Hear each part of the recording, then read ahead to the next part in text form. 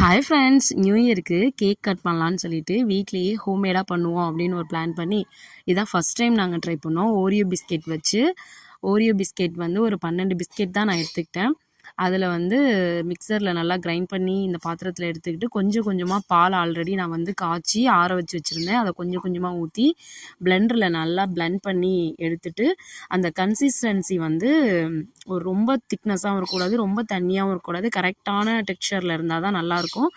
இந்த டின்னில் வந்து butter paper இல்லாதனால நெய் வந்து ஃபுல்லாக ஈவனாக தடவிட்டு இந்த கன்சிஸ்டன்சியில் நம்ம உள்ளே இது பண்ணி நல்லா வந்து ஈவனாக அந்த இதை பிளெண்ட் பண்ணி எடுத்துட்டு அதுக்கப்புறம் இட்லி பானையில் வச்சு தான் வந்து வேக வச்சு எடுத்தோம். ஒரு 1/2 hour ஆச்சு. அதுக்கப்புறம் வந்து மேலே சாக்லேட்டை மெல்ட் பண்ணி அந்த சாக்லேட் சிரப் மாதிரி தடவிட்டு பாதாம் பருப்பை திருகி போட்டு கேக் கட் பண்ணோம்.